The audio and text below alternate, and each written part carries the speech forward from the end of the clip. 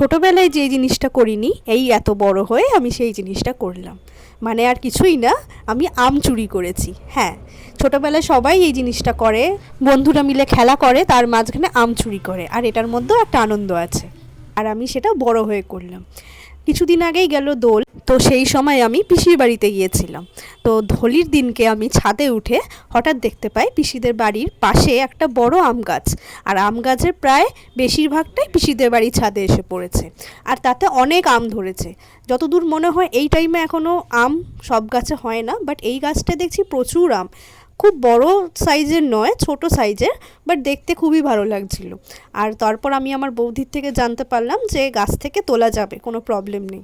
ব্যাস হয়ে আমি তো এবার আম নিয়েই বাড়ি যাব। যদিও গাছটা পিসিদের নয়, পাশের বাড়ির একজনদের, তো তারা দেখেনি, দেখলে হয়তো কিছু বলতো, বাট সেই সময় যেহেতু দুপুরবেলা ছিল, তো আমি চুপি চুপি অনেকগুলো আম তুলে নিয়েছি। তারপর তো অনেক দূরে দূরেও ছিল আমগুলো, কিন্তু আমার তো অত দূর অবধি হাত যাবে না, তাই সামনে সামনে যতগুলো বড় সাইজের আম ছিল সেগুলো আমি তুলে নিয়েছিলাম।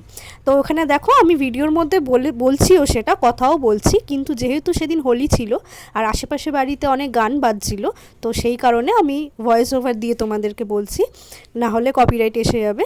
তো এখানে আমগুলো তুলেছি, 17-18টা মতো আম ছিল। তো সব কটাই আমি নিজে নিইনি, কিছুটা পিসিদের দিয়ে দিয়েছি, মানে বেশিরভাগটাই দিয়ে দিয়েছি। আমি ওই 6-7টা মতো আম নিয়েছিলাম। তো এই আমগুলো দিয়ে আমি ভেবেছি আচার বানাবো, আর তখন তোমাদের সাথে শেয়ার করব। তো ভিডিওটা এখনই এই অবধি, দেখা হবে নেক্সট কোনো ভ্লগে। আজকের মতো টাটা, সবাই ভালো থেকো, সুস্থ থেকো।